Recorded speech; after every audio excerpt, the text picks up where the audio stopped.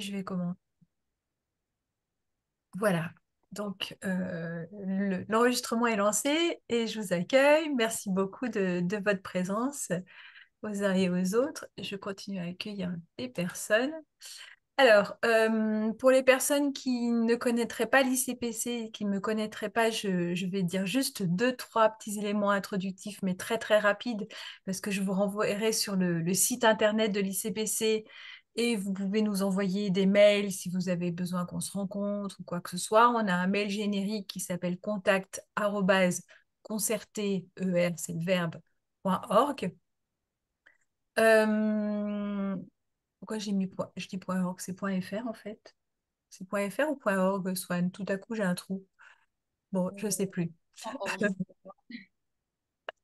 C'est pas grave, je vous dis, on vous le mettra dans le chat. Alors, l'ICPC, c'est un réseau de praticiennes et praticiens de la participation citoyenne qui existe depuis 2008.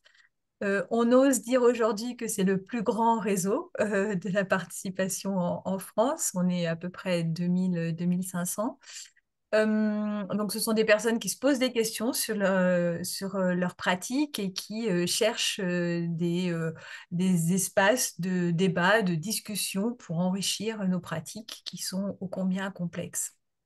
Donc, on organise des chantiers, des groupes d'échange de pratiques, des groupes de pairs, des groupes entre membres, des personnes qui travaillent dans des collectivités locales, des groupes locaux aussi, où se retrouvent à la fois des consultantes, des personnes issues d'associations, des gens aussi de collectivités, par des approches de territoire.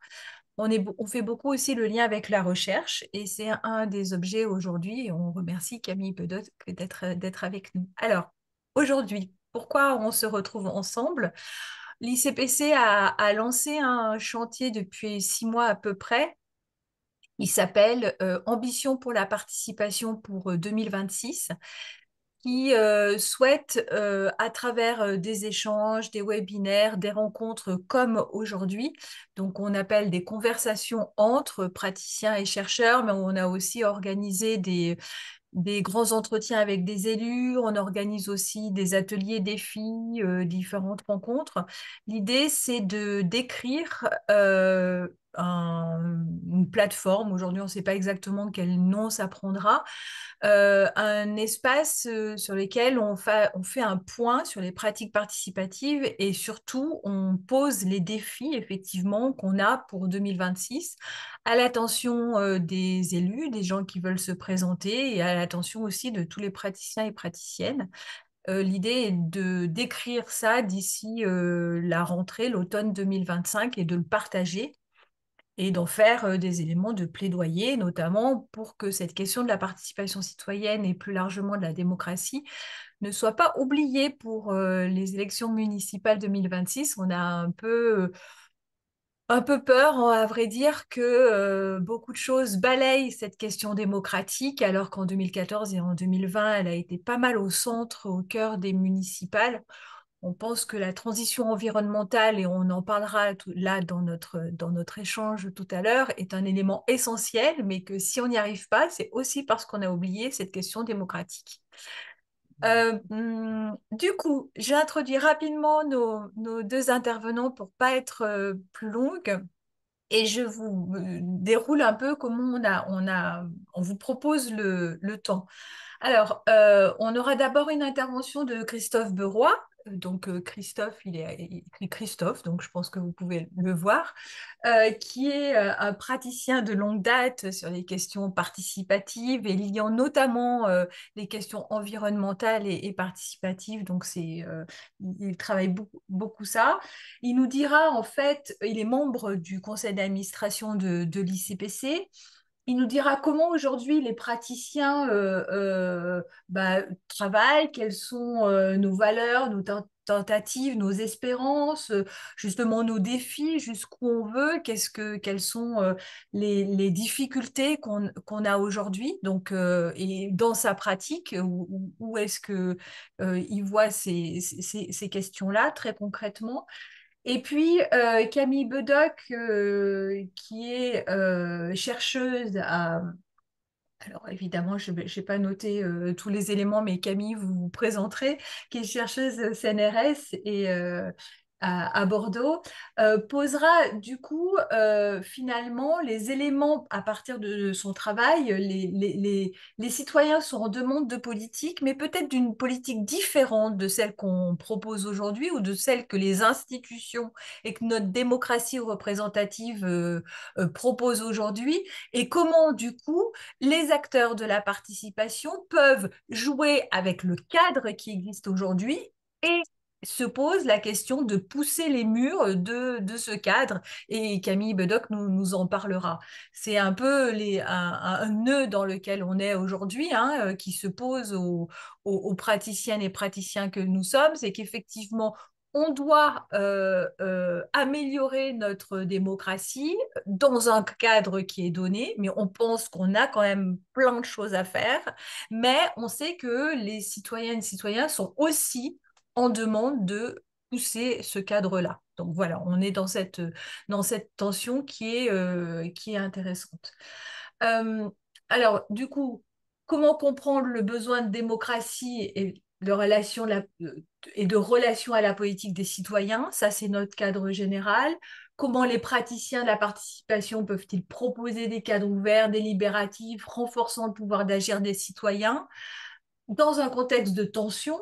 Hein, évidemment, aujourd'hui, parfois d'envie de renverser le système, comment ne pas aller vers une radicalisation qui ne permettrait pas aux nuances de s'exprimer. Ça, c'est vraiment nos enjeux forts. Notre démocratie, nos institutions peuvent-elles être support des transitions nécessaires dans un pays dans lequel les gens ne se sentent pas ou mal représentés? Comment penser une répartition plus large du pouvoir? Comment accompagner les praticiennes et praticiens qui connaissent les limites du système actuel dans leur proposition d'espace de débat pour qu'il soit un outil de transformation sociale, pour faire monter en capacitation les gens? Comment développer partout, à tous les niveaux, des espaces de dialogue politique? Je laisse la parole d'abord à Christophe. Merci à vous.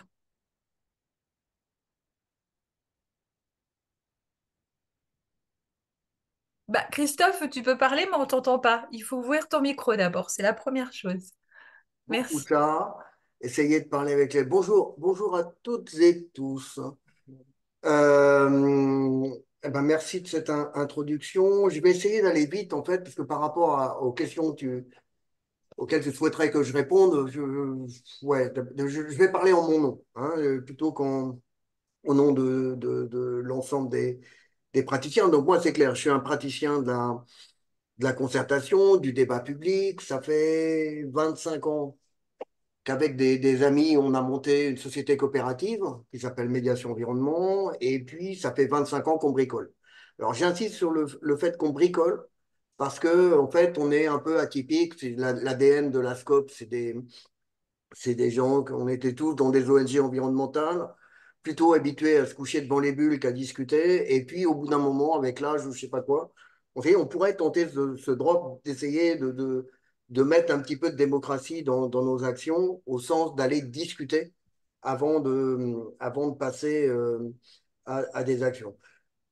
Dire que quelque part, hein, c'est évidemment derrière cette question-là, il y avait une insatisfaction profonde dans les années déjà 2000 de la façon dont on travaillait les questions, notamment environnementales, dans le champ des débats publics. Et pourtant, c'était, vous vous en souvenez, le début de la CNDP. Nous, dans la SCOP, on avait quelqu'un d'entre nous là, qui était à la CNDP. Et donc, on connaît bien des gros systèmes institutionnels, mais il me semblait que c'était une panne assez importante dans nos organisations collectives. Donc, insatisfaction sur les processus, un endroit où on pensait qu'on pouvait agir. Donc, on a fait une scope.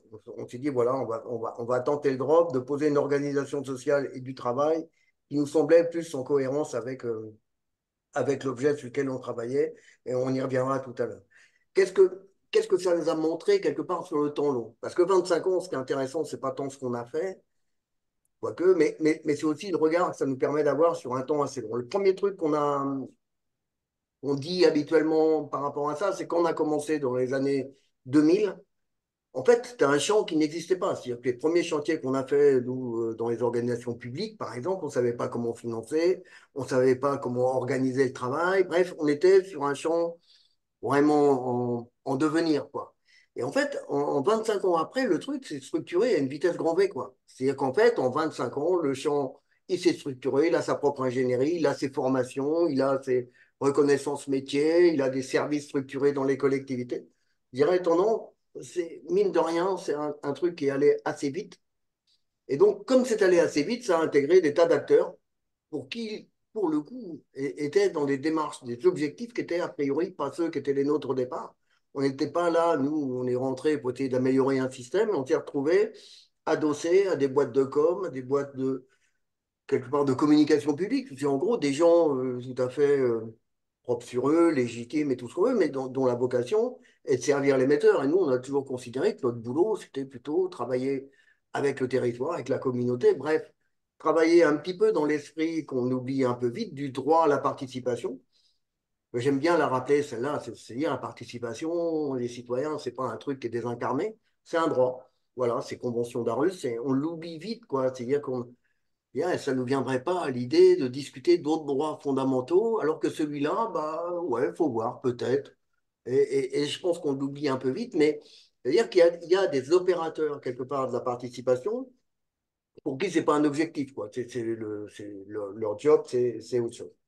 Donc, sur le temps long, on a repéré ça. On a un champ qui s'est structuré à vitesse grand V, et comme il s'est structuré très, très vite, bah, la contrepartie, c'est qu'on a ouvert quelque part les portes de la bergerie et que dans le même temps, bah, l'éducation populaire, vous en voyez encore. Donc, bref, on a d'autres champs qui étaient des champs un peu structurants quelque part de la citoyenneté active, de la montée en compétences citoyennes qui se sont relativement écroulés. D'où une question qui nous agite, et y compris à l'Institut depuis qu'on l'a lancé il y a maintenant 10 ans, je crois. C'est après tout, est-ce que ce travail, est-ce que cette fonction particulière qu'est la nôtre, est-ce que c'est un boulot comme un autre? C'est pas une question, moi, c'est une question qui a l'air bêtasse comme ça. Et je veux dire, c'est quelque chose qu'on inscrit dans le champ marchand. C'est quelque chose qui va demander des compétences, ou en tout cas qui va demander des postures particulières, des positionnements sociaux particuliers. Et est-ce que c'est un boulot comme un autre? Alors nous, on est intimement convaincus que c'est pas un travail comme un autre. Et pour des tas de raisons, et on pourra en parler plus tard. En fait, à l'endroit où on est, on commence, je sais pas, c'est des privilèges du recul ou je sais pas quoi, mais on commence à mettre d'autres mots quelque part sur ce qu'on a fait. La première chose qu'on dit, c'est qu'après tout, c'est quoi le mot le plus simple pour définir en gros la participation, on va dire la démocratie, le dialogue local, on l'appelle comme on veut, mais cet exercice particulier de se tourner vers les gens à un moment pour leur dire, montez avec nous, on va essayer de faire des choses ensemble. Quelque part, c'est une promesse. Ce qu'on fait aux gens, nous, quand on arrive sur un territoire en tant que praticien, quelque part, on n'assure rien d'autre que le dire. C'est de la promesse, quoi. C'est-à-dire qu'en gros, si ça marche, si tout s'aligne, si tout fonctionne, voilà ce que ça pourrait faire. C'est de l'ordre de la, pour moi, c'est de l'ordre de la promesse. Dès qu'on fait autre chose qu'une promesse, en gros, on trahit le mandat, quoi. C'est-à-dire que, bah, vous savez, c'est ce qu'on appelle le champ social, quoi. Le champ social, c'est une particularité. En tout cas, le corps social, puisque c'est une autre façon de dire les choses, ça a forcément une dimension organique, quoi, et qu'on oublie assez souvent. Et que cette dimension organique, eh ben, de temps en temps, il y a la fièvre, de temps en temps, ça tombe malade, de temps en temps, c'est des pannes. Et donc, faire autre chose qu'une promesse, ça peut être compliqué, mais en tout cas, cette promesse de dire, faire ensemble, ça va permettre d'aller plus loin, plus vite peut-être, en tout cas, de faire bouger les lignes, bah, cette promesse-là, on y croit fortement, et c'est ça, quelque part, la participation. Notre difficulté, c'est pour que ça fonctionne, il faut quelques conditions. Et je pense que Camille reviendra dessus d'une façon très, très forte. Et les quelques conditions, c'est qu'en gros, ça produise de l'effet, ça sert à quelque chose. Et dans toutes ces conditions, nous, on en repère on en repère au moins deux ou trois qu'il faut poser sur la table en tant que pratique. C'est la question, quelque part, de la décision éclairée. En gros, c'est comment on décide ensemble d'une façon éclairée. Vous voyez, le café du commerce, ben, c'est de l'autre côté. C'est quelque part de l'autre côté du café du commerce. Et ça, cette question de la délibération éclairée, je pense que c'est une boussole. C'est que tous ceux qui pensent qu'on peut faire participer les gens en dehors, quelque part, de cette recherche de Graal, quoi, de se dire, voilà, l'objectif, il faut qu'on arrive à décider en connaissance de cause. Tout ce qui s'écarte de ça, je pense que c'est à la fois inutile et en plus dangereux pour la notion même de ce qu'on essaye de faire. Notre difficulté, mais ça fait quelques années, quelque part, que nous, on la voit émerger dans nos pratiques, c'est cette question de la délibération éclairée. Elle n'est pas simplement compliquée à aller chercher avec des groupes qui sont des groupes parfois un peu antagonistes, avec de la tension sociale, etc. C'est qu'elle est aussi complètement démonétisée dans notre espace public, politique, je veux dire.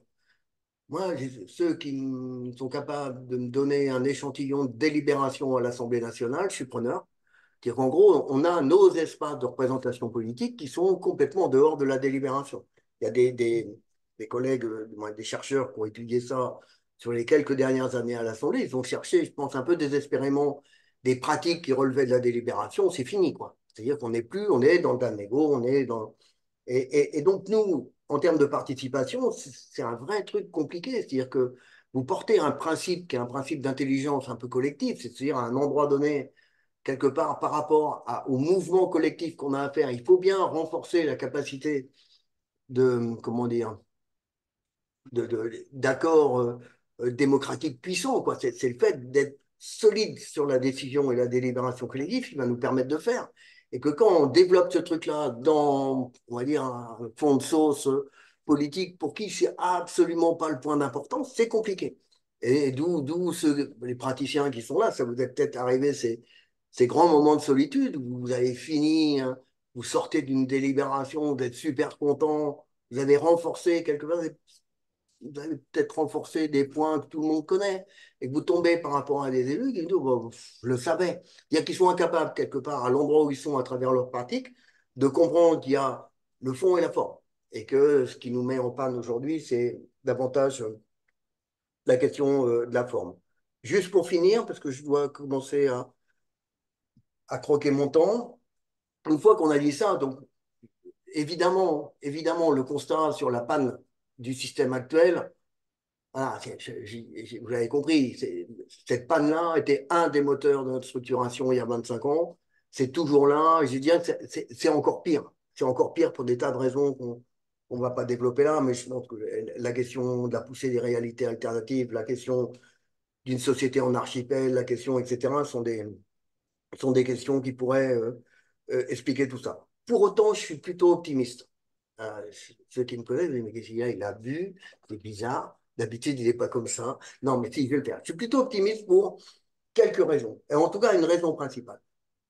La raison principale, elle est liée à un objet qui est quand même puissant dans l'espace public, c'est la question des transitions. Et la question des transitions, nous, on l'aborde d'une façon particulière. La question des transitions, quand on la replace en tant que. Qu'est-ce que ça veut dire, quoi? Bah, une transition, c'est un mouvement. C'est-à-dire qu'en gros, on fait transition, c'est qu'on part d'un endroit et on va à un autre endroit. Et c'est ça le chemin qu'on a à faire. Et la condition, donc c'est un mouvement. Voilà. Et la condition du mouvement, c'est le déséquilibre. Moi, je sais pas, vous avez peut-être des petits gamins, vous avez peut-être accompagné les premiers pas. Moi, je le fais avec des handicapés. On voit bien que ce qui fait qu'on se met en route, c'est le fait de se mettre en déséquilibre.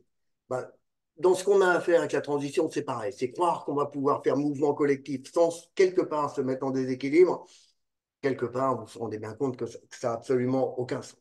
Et quand on pense à qu'est-ce qui nous permet de faire mouvement dans le déséquilibre, c'est la coopération. Parce que vous avez tous vécu ça, vous butez, vous allez quelque part vous rattraper à celui qui est à côté, sans demander d'où il vient, qui il est, etc. C'est celui qui vous rattrape à côté, vous n'avez pas besoin de demander son CV, qu'est-ce qu'il fait. Ça, c'est la coopération. La coopération, c'est la différence avec la solidarité. Tu es solidaire avec ton pareil, tu coopères avec ton différent, tu lui demandes pas d'où il est, mais c'est lui qui te retient.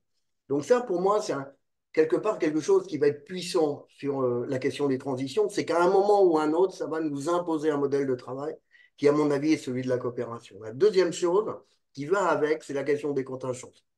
C'est-à-dire, on a un modèle démocratique tel qu'il est aujourd'hui, qui ne marche pas, qui est un peu, qui est déceptif, qui ne produit pas les effets à hauteur qu'il faudrait, etc. Mais en gros, bah, là, c'est discutable, mais je pense que le modèle ne peut pas produire fondamentalement autre chose que ce qui l'alimente, quoi. T'es dit autrement, vous pouvez avoir une super Rolls, un super outil. Si c'est alimenté, en gros, avec des idées nauséabondes, quelque part, ce qui va en sortir, c'est quelque chose qui sera nauséabond.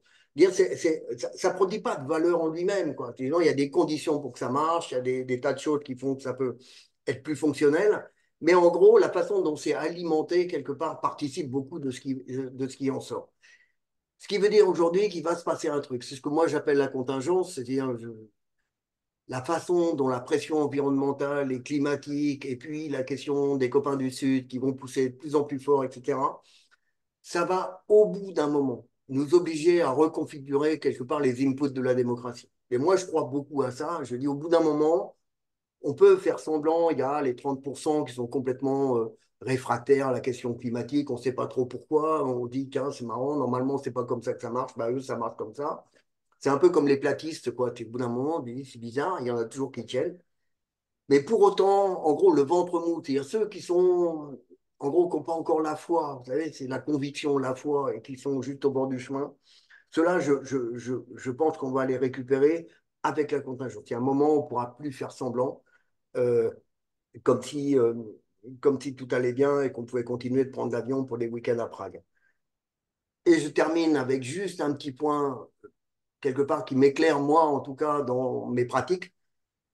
Et depuis longtemps, c'est un type qui s'appelle Richard Sennett, qui est un sociologue américain, qui a beaucoup bossé sur les questions des communautés, en gros, et qui réfléchissait en termes d'aménagement, comment on peut organiser les choses pour produire du mélange et produire du changement et éviter les communautarismes trop violents. Il a dit un truc, Richard Sennett, c'est un fan de la coopération, et c'est un fan aussi de quelque part du faire. Et j'aime beaucoup ça. C'est quelqu'un qui pense que on va se mettre en mouvement dans notre capacité à faire les choses. Il développe un truc qui s'appelle l'intelligence de la main qui me parle pas mal. Et Sennett, il a dit un truc. Il a dit ce qu'on a devant nous, quelque part, c'est passer de l'orchestre symphonique avec le chef à baguette à l'orchestre de jazz où tout le monde vient quelque part contribuer. Et je pense que c'est ça qu'on a devant nous. Ça va être compliqué à organiser. Je pense qu'on a des tribus, quoi. On a des micro-endroits où on arrive à jouer comme ça. Mais pour moi, c'est ça qu'on a devant nous. Il faut qu'on quitte le vertical et il faut qu'on le fasse comme un orchestre de jazz. C'est qu'on ne demande rien d'autre que tu entendes le moment où tu es bienvenu et que tu entendes le moment où tu peux jouer ta partoche parce qu'on pense que personne d'autre que toi peut le faire. Voilà. Et j'avais tout écrit, hein. Merci pour ces éléments positifs. Effectivement, c'est pas si courant que ça.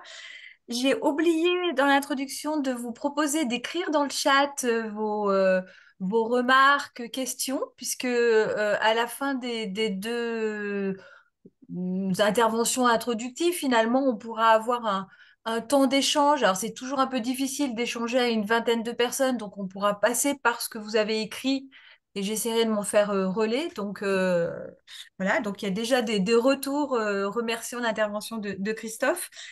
Du coup, Camille, cette promesse de délibération, cette promesse dont a parlé Christophe, est-ce que vous le retrouvez dans vos recherches sur les besoins, ce dont ont besoin les citoyens face justement dans notre démocratie aujourd'hui? Est-ce que c'est quelque chose qui vous parle? Alors, je vais prendre un petit moment de recul pour répondre à cette question.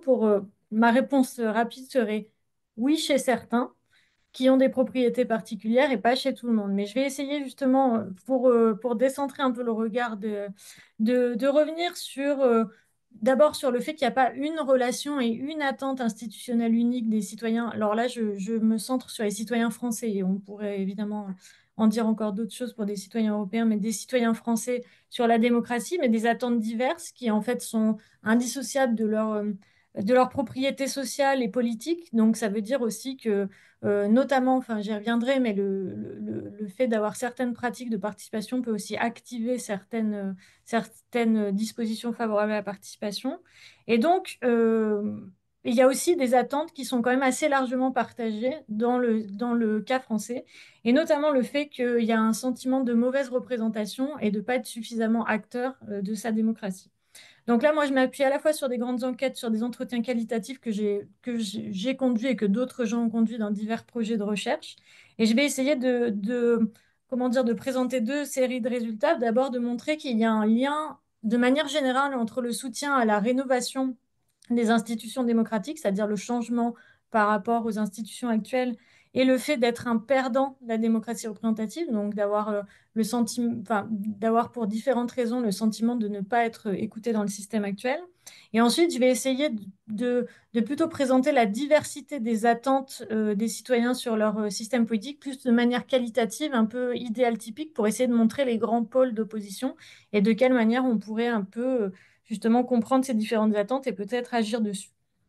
La première chose, c'est que notamment quand on regarde toute une série de grandes enquêtes et de sondages, que ce soit dans la littérature française, internationale, c'est que quand on est insatisfait du fonctionnement de son système politique, de la manière dont la démocratie fonctionne, on est aussi beaucoup plus ouvert à toute une série de manières de bouleverser le statu quo institutionnel. Ça peut être des innovations démocratiques participatives, ça peut être la volonté d'impliquer des acteurs alternatifs comme les experts.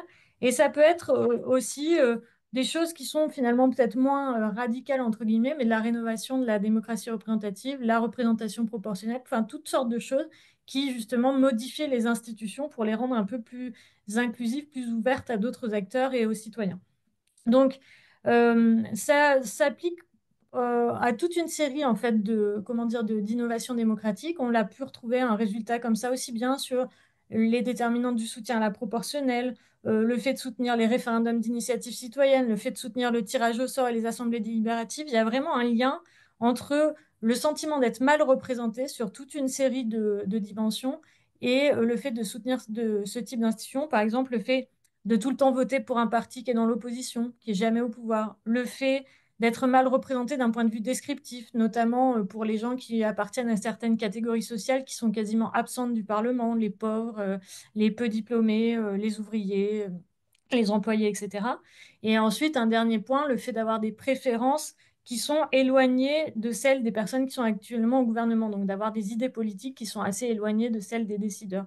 Je vais juste partager brièvement mon écran pour vous montrer quelques éléments, notamment cette diapositive là que je vous montre.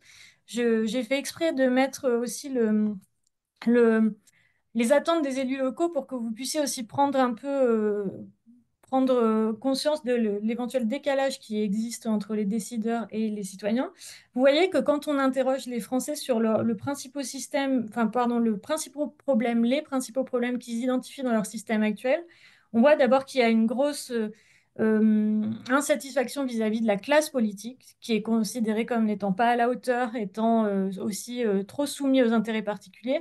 Et le troisième point, c'est vraiment le manque d'écoute. Donc on voit que finalement, ça dresse quand même une, une impression qui montre que ce que je disais juste avant sur le fait qu'on soutient davantage toutes sortes de réformes institutionnelles quand on est insatisfait, c'est vraiment lié aussi, avant tout, pas forcément au fait qu'on croit dans les vertus intrinsèques de la participation et de la délibération, mais dans la volonté de redevenir acteur dans un système où actuellement on n'est pas suffisamment acteur et où on a une classe politique qu'on juge insuffisante, euh, comment dire, inadaptée, incompétente, etc.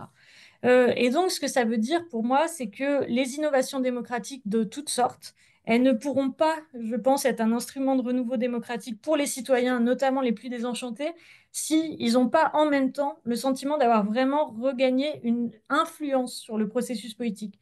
Et donc, que ce ne sont pas des institutions qui cherchent pas seulement à écouter les citoyens, mais aussi à rééquilibrer le pouvoir en leur faveur. Donc, ça veut dire, en gros, pour les élus de se débarrasser d'une partie de leur pouvoir pour vraiment le redonner aux citoyens. Et ça implique aussi que toute une série de réformes comme par exemple la proportionnelle, etc., la proportionnelle, des choses qui impliqueraient des formes de participation qui sont accolées à de la décision, pourraient avoir un effet positif en lien avec les attentes des citoyens français. Ensuite, ce que je voulais vous montrer, donc là, il ne faut pas forcément tout lire, mais plus pour essayer de dessiner en fait les différentes aspirations, c'est que j'ai essayé là cette fois vraiment par une campagne d'entretien et comme je disais plutôt dans une vision idéale typique, de comprendre les grandes attentes des citoyens sur leur système politique. Et vous voyez qu'il y en a quatre. Il y en a une évidemment dont on va tous se sentir plus proche. La première, celle qui est, enfin celle pardon la participation en haut à droite. Et il y en a d'autres qui sont peut-être un peu différentes et l'enjeu, je pense, pour des spécialistes de la participation, de la concertation, c'est de savoir comment amener les gens vers l'aspiration en haut à droite, je pense en tout cas.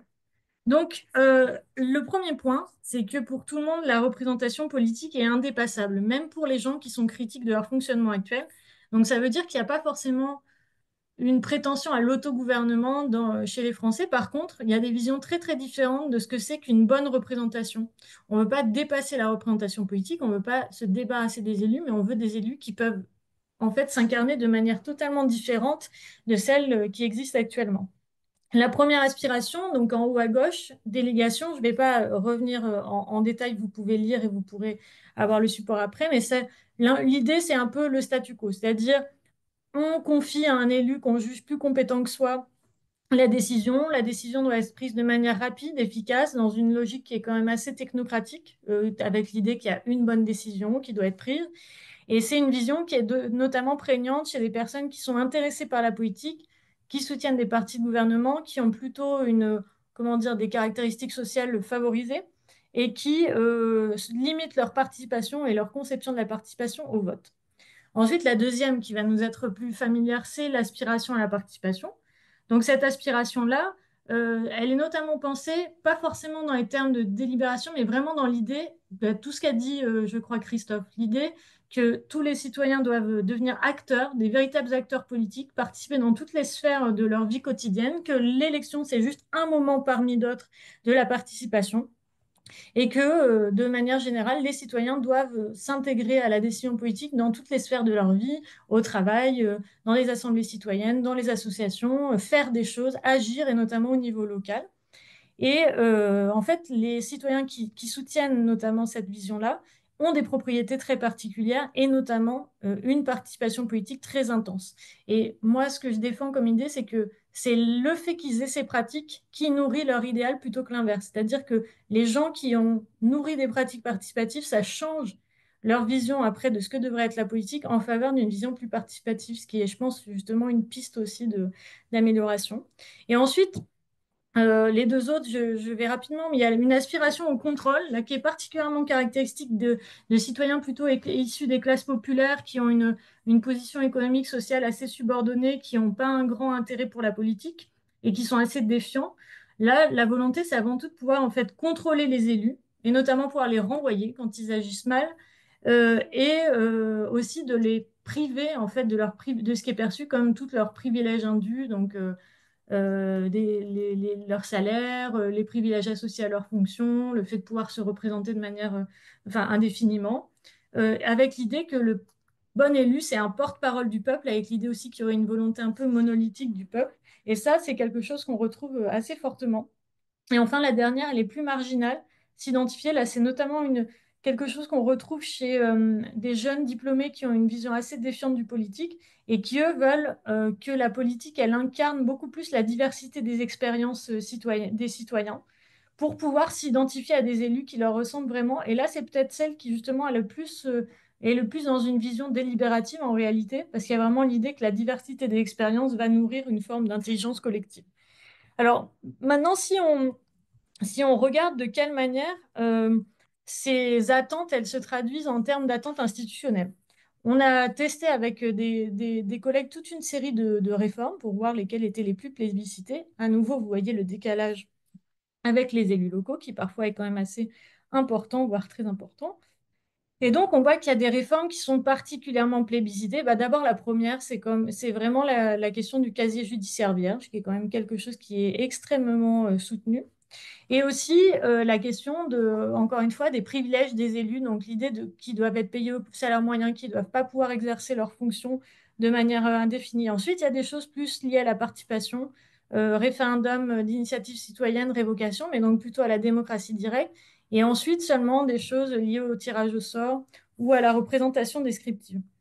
Mais ce que ça veut dire, c'est que vraiment, quand même, on voit que cette aspiration au contrôle que je décrivais justement, c'est peut-être quand même celle qui est la plus prégnante pour les citoyens. Et on voit aussi que À l'inverse, les élus locaux, ils ont une vision qui est quand même très différente. Et notamment, ils sont assez hostiles à trois réformes. Ils sont très décalés par rapport aux citoyens sur trois réformes, la révocation, la limitation à 2 mandats et le tirage au sort, ce qui montre justement que eux sont très hostiles à des mécanismes qui permettraient aux personnes de les contrôler davantage et qui répartiraient davantage le pouvoir entre les élus et les citoyens.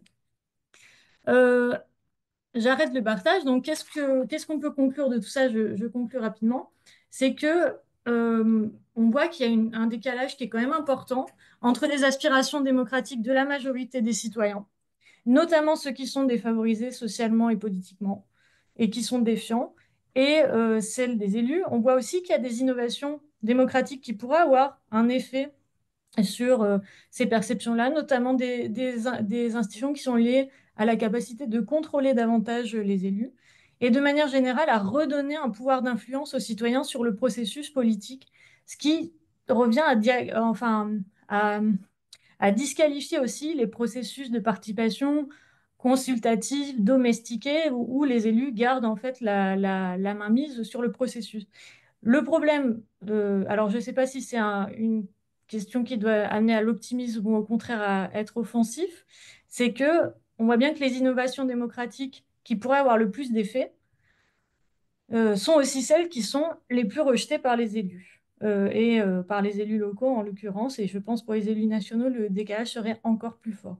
Voilà, donc je vais terminer mon propos là-dessus. Merci. Merci beaucoup. Donc, ce qui est intéressant, c'est bien ces décalages ou ces ajustements possibles. Où est-ce que c'est possible? Juste, je vais revenir sur le chat. Il y a à la fois une question très précise et une autre où je donnerai la parole à la personne qui l'a posée parce que je pense que c'est mieux. Donc, il y a une question précise, Camille. Le premier tableau que vous avez présenté, est-ce qu'il représente bien les perceptions? Et puis même, en fait, les différents chiffres que vous donnez, peut-être rappeler sur quoi il s'appuie et Donc, voilà. le premier tableau sur les principaux problèmes identifiés, donc pour expliquer comment on a procédé, en fait, là, en l'occurrence, c'est les réponses à un sondage, mais les réponses du sondage elles-mêmes viennent de l'étude des entretiens. C'est-à-dire qu'on a analysé les entretiens qu'on a conduits en France, mais aussi en Belgique, en Italie, et on s'est rendu compte en étudiant ces entretiens qu'il y avait justement toute une série de problèmes qui étaient identifiés par les citoyens qu'on a cherché en fait à résumer et à formaliser. Donc, ce ne sont pas des hypothèses de travail qu'on avait avant de commencer. Enfin, bien sûr, il y avait des éléments théoriques qu'on avait avant de commencer, mais là, c'est vraiment une batterie de questions qui émergent elles-mêmes des résultats qu'on avait recueillis inductivement en entretien. Et je reviens à la question du chat aussi sur est-ce que l'hypothèse sur la représentation était une hypothèse que j'avais avant de commencer? La réponse est non. C'est-à-dire qu'en fait, moi, quand j'avais commencé la recherche sur ce sujet, je n'étais pas du tout partie sur l'idée que j'étais en train de travailler sur différentes visions de la représentation. C'est vraiment un résultat de recherche parce que moi, au contraire, je partais plutôt de l'idée que j'allais trouver comment dire, des visions alternatives à la démocratie représentative, au moins chez certains groupes de personnes qui auraient voulu se débarrasser de la démocratie représentative et des élus, aussi parce que c'est un peu la vision dominante qu'il peut y avoir dans la littérature, aussi bien en théorie politique que dans certains travaux empiriques. Et en fait, des analyses plus inductives, et là je m'inscris dans un courant aussi de recherche plus inductif, montrent qu'en réalité, quand on va vraiment, comment dire, demander aux gens ce qu'ils en pensent ou bien qu'on combine un peu différemment les indicateurs qui sont utilisés, des personnes qui veulent un nouveau système complètement sont très rares. Par contre, des personnes qui veulent hybrider les modes de décision actuels, qui veulent modifier les types de représentation pour les rendre différentes ou plus inclusives, ça, c'est vraiment la majorité. Voilà.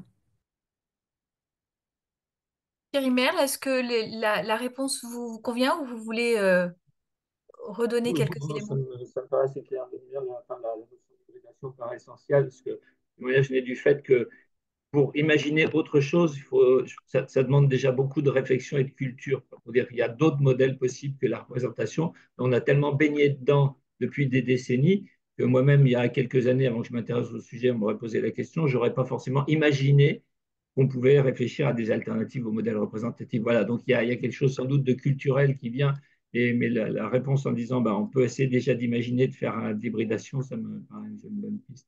Merci. Pour l'instant, il n'y a pas d'autres questions dans le chat. N'hésitez pas à en mettre. Du coup, moi, je veux bien poser une question à Christophe, du coup, en retour de ce que vient de dire Camille. Comment on vit ce décalage en fait sur le terrain? Ce décalage entre ces attentes, effectivement, qui sont pas forcément formulées, hein, mais qui existent, on le sait fortement. Et puis la promesse et l'ambition de délibération et de coopération, où là, c'est quand même deux éléments, deux outils ou de façon d'approcher qu'on porte très fortement dans la participation citoyenne et l'ICPC. Finalement, il y a une espèce de triangle là. Comment on fait pour que ça se rencontre? Je, Christophe, voilà, faut que tu je rallumes. remets le Merci. son. Appelez-moi Philippe Catherine. Non, mais comment dire?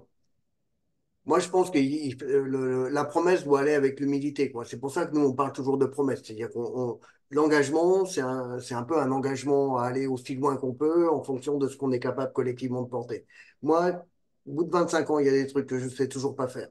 Par exemple, je ne sais pas traiter, en gros, la question de l'hyper-proximité d'un point de vue démocratique, quoi. C'est-à-dire qu'en gros, quand tu travailles sur des projets qui vont être des projets impactants, qui vont toucher la qualité de vie des gens. Je sais pas comment gérer les différentes échelles, en gros, d'intérêt, par exemple. Tu vois, entre un intérêt qui est un intérêt très focal sur un territoire et un intérêt élargi, je sais pas comment faire. Donc, je pense qu'il faut de l'humilité par rapport à ça. Et la deuxième difficulté, c'est comment tu fais pour faire monter en connaissance. Vraiment, je pense que tout ce qui s'écarte, quelque part, tout ce qui va travailler demain sur autre chose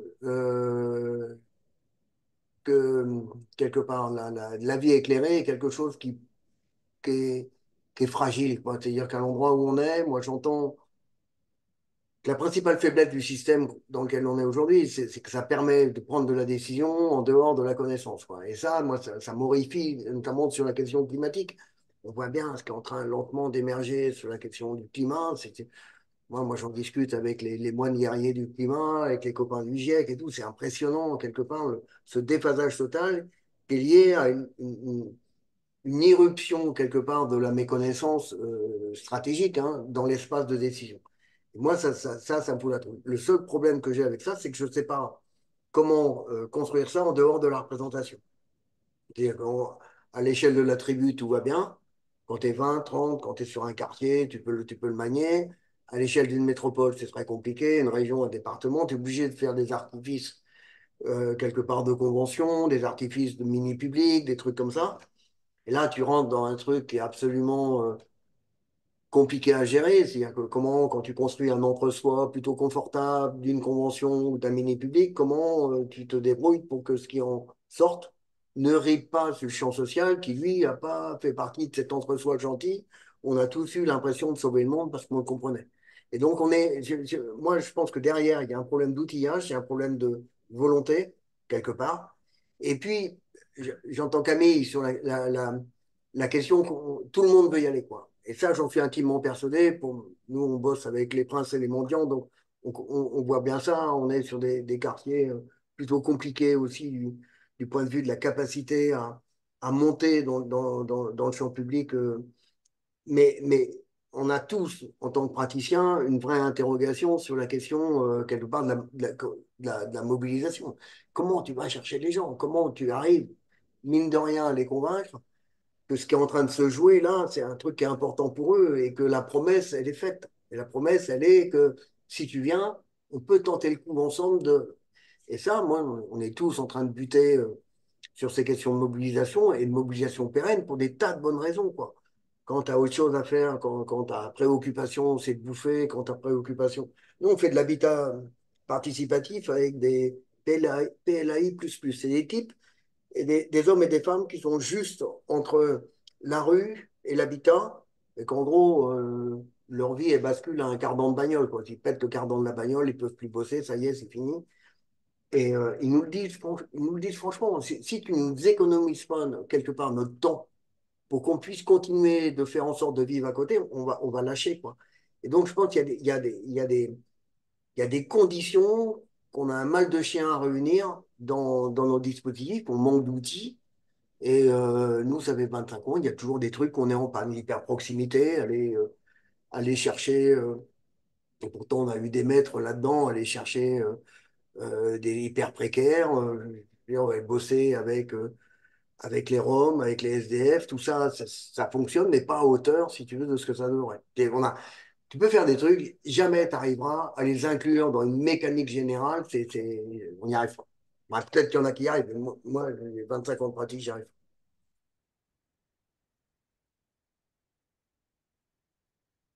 Moi aussi, il faut que j'allume mon micro. Chloé Lesage, on a échangé par message, souhaitait intervenir. Oui, alors j'aurais beaucoup de choses aussi à dire, mais j'ai envie de partager deux réactions par rapport à tout ce qui a pu être dit depuis le début.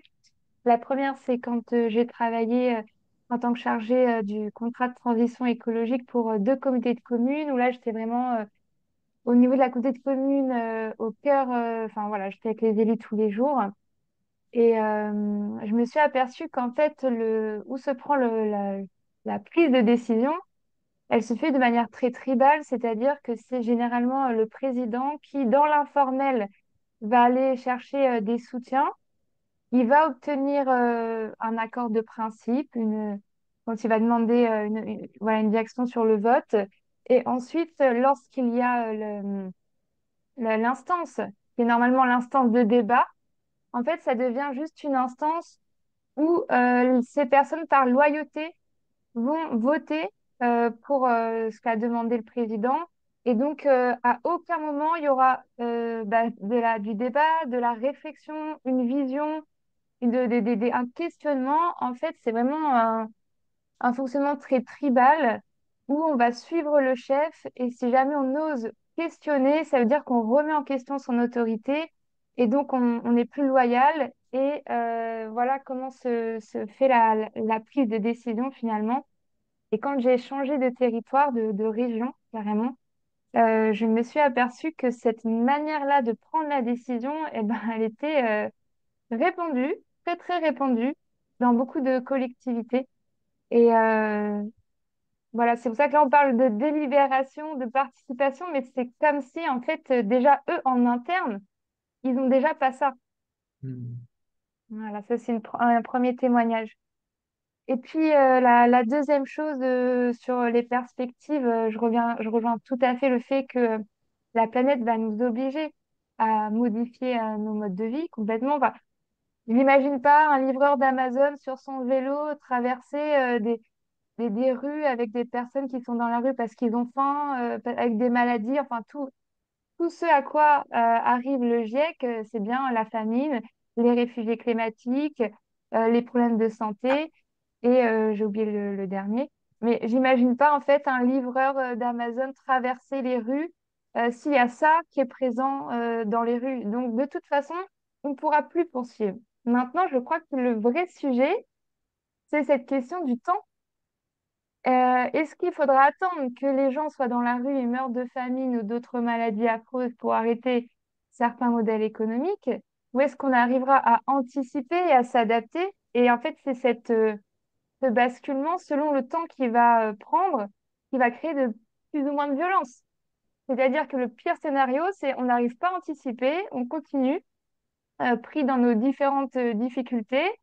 Et au moment où il y a ces états de crise où on peut plus, parce que la nature nous impose de ne plus pouvoir faire comme on aimerait faire, à ce moment-là, voilà, moi j'imagine bien que il y aura beaucoup de violence et après une renaissance, mais du coup sur beaucoup de temps. Je dis n'importe quoi, peut-être un siècle ou quelque chose comme ça.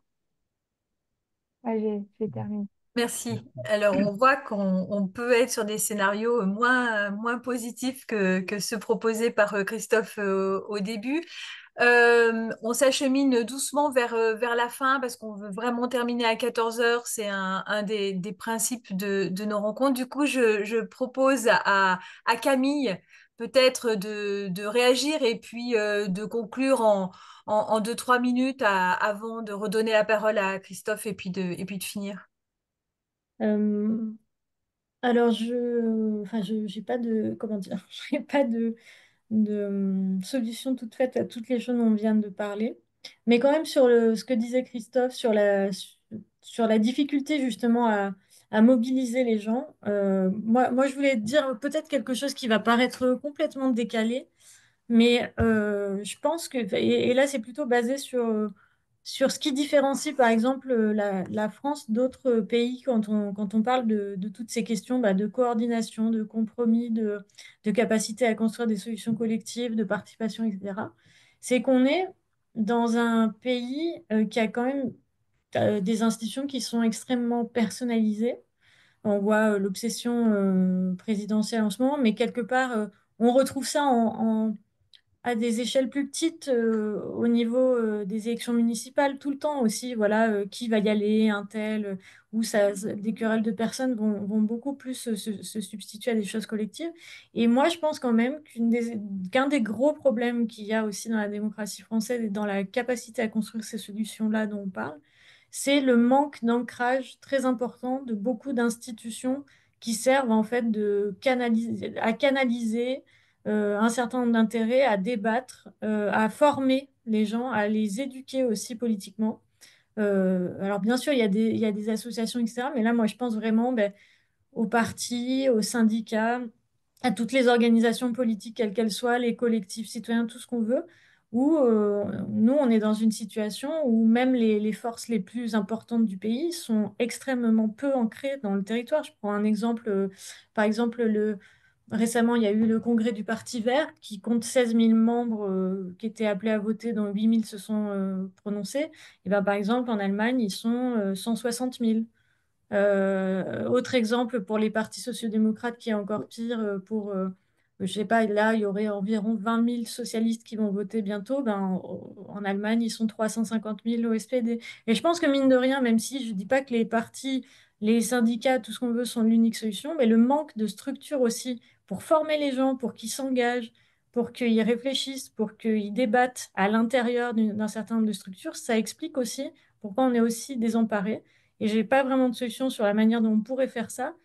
Sinon que je pense que peut-être vraiment de faciliter l'engagement très très tôt, très jeune, des vraies formes d'engagement collectif, comme disait Christophe, le fait de faire très tôt, pas de dire on va vous apprendre les institutions, mais vous dire voilà, vous allez prendre des décisions, vous allez vous engager sur tel sujet, vous allez décider.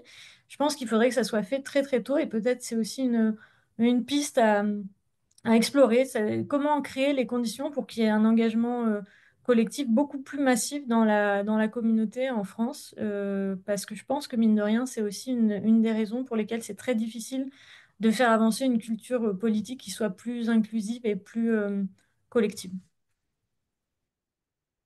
Merci beaucoup Camille. Christophe, je pense que Camille t'as lancé la perche avec la question des associations, de la formation, etc. Comment tu vois les choses?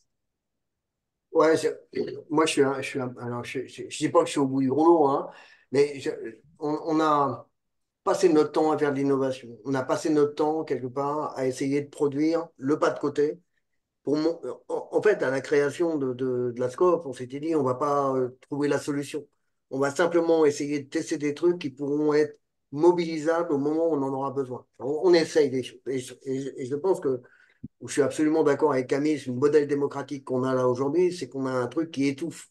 Un truc quelque part, c'est un étouffoir d'intelligence, ce truc-là. C'est-à-dire qu'en gros, tous les partis politiques, tu es élu quand tu es bon élève, quoi. Tu vois, les mauvais élèves, ils ne sont jamais élus, quoi. Et on voit bien les parcours, attachés parlementaires, députés, machin. Bon, bref, je ne vous fais pas le topo. Et on est juste à un moment où le seul truc qui peut nous sortir le cul des ronces, c'est l'innovation sociale, c'est le pas de côté, c'est ce que ma copine Tan, elle appelle les crapauds fous, quoi. Tu as un truc, là, tu essayes de passer par là parce qu'on ne sait jamais. Et je pense qu'on est exactement à cet endroit-là.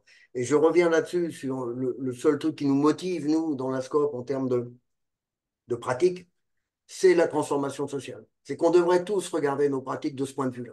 que ce soit avec les habitants, les participants, les élus, n'importe qui, tous ceux qui t'emmènent dans ton périmètre de bienveillance, ton périmètre de travail, ceux avec qui tu arrives à incarner autre chose, quoi. Et ben tout cela, tu n'évalues ce que tu fais que sur ton potentiel de transformation sociale. Est-ce que quand tu arrêtes, ça continue? Parce que quand même, ça fait des années que les uns et les autres, en tant que praticiens, on développe du processus. Moi, j'arrive à travailler dans certains endroits, mais ça fait 10 fois que j'y vais. Et à 10 fois, tu recommences, quoi. Il y a un truc qui ne colle pas. C'est-à-dire que la capitalisation, mon pote Pierre, il appelait ça la capacitation citoyenne, quoi. La façon dont ce que tu fais provoque ou pas de la transformation sociale, ça devrait être notre moteur. Moi, qu'on ait de l'effet sur le projet, oui, qu'on ait de l'effet sur l'ajustement entre ce qui était porté et ce qui se met en place, ouais, tout ça, c'est bien, peut-être. Mais on n'aura jamais les moyens d'être partout. Donc, ce qui compte, c'est que les communautés progressent du point de vue démocratique. Moi, je constate que ça fout la trouille. C'est quand tu arrives dans une collectivité et tu dis, moi, je vais prendre ça en charge, on va essayer de faire ça, mais un des éléments qu'on va regarder à la fin, c'est est-ce qu'on aura fait bouger les lignes en général, et là, je rejoins Camille dans ses grilles d'analyse sur le delta entre le citoyen et l'élu, quand tu portes ça, si tu veux, ça fout la trouille, quoi. Ça fout la trouille. Et ce qui est gênant, et c'est le point, là, pour le coup, pessimiste de l'affaire, c'est que tu n'as pas un parti politique, tu n'as pas une tendance politique qui prend ça avec bonheur et joie, quoi. De dire, ouais, ce truc-là serait super si les citoyens ils étaient plus citoyens. Non, c'est tous considèrent qu'ils n'en ont pas besoin. Et donc, ça, c'est le côté négatif, hein. Mais le côté positif, c'est si on s'occupait plus de transformation sociale, on ne serait sûrement pas dans l'état dans lequel on est. Voilà. Merci beaucoup. Je pense qu'on aimerait continuer encore pendant 1 heure de discuter. En tout cas, Christophe, j'aimerais beaucoup travailler sur justement cette question de la transformation sociale et les ingrédients, en fait. C'est-à-dire aller un peu plus loin sur peut-être de notre point de vue, quels sont vraiment les ingrédients et de se dire si on sait bien que cette question d'évaluation, d'impact de la participation, elle se heurte à plein de choses et on pourrait aller vers une évaluation relativement technique, technocratique, des nombres, des chiffres, etc. Cette question vraiment de la transformation sociale me paraît vraiment intéressante comme moteur bah oui, comme tu dis, de la participation citoyenne, mais en le peaufinant et en le travaillant de façon. Donc, je pense que on va te garder encore un peu avec nous à l'ICPC pour travailler là-dessus. Euh, voilà. Alors, Camille devait partir à 2 heures, donc il est 2h01. Merci beaucoup. On fait un compte rendu, on met le replay et on vous donne un rendez-vous pour une prochaine conversation entre, dont la date n'est pas encore complètement calée. Donc, on vous enverra les éléments. Abonnez-vous à la newsletter de l'ICPC pour avoir les prochaines rencontres. Donc, des conversations entre praticiens et chercheurs ou chercheuses et des ateliers dans différents coins de la France. Et on est à votre disposition si vous voulez, si vous avez envie de faire un bout de chemin avec nous, comme le dit Christophe. Merci beaucoup à vous et bonne continuation dans votre journée. Au revoir. Merci. Merci. Au Au revoir. revoir Camille, au revoir Christophe, merci beaucoup. Merci. Juste une petite question, puisque vous êtes encore là. Serait-il possible d'avoir une recommandation de lecture de la part de Christophe sur justement sa pratique? Est-ce que avec sa pratique, il a peut-être créé un ouvrage, rédigé un ouvrage qui parle un petit peu de tout ça, parce que je trouve ça passionnant. Alors, Donc, je ne crois pas qu'il ait écrit d'ouvrage, ok. Christophe, mais je peux lui demander des, des ouvrages qui sont inspirants pour lui. Enfin, je pense que Mhm. ça, Oui, c'est possible. Oui, ce oui. serait super de le partager parce que là, c'est vrai qu'on a effleuré, mais c'était vraiment très très riche et voilà, Ok. Et ben, dans le compte rendu, on mettra des éléments, des liens, super. des ouvrages. Très bien. Merci beaucoup. Merci beaucoup. À bientôt.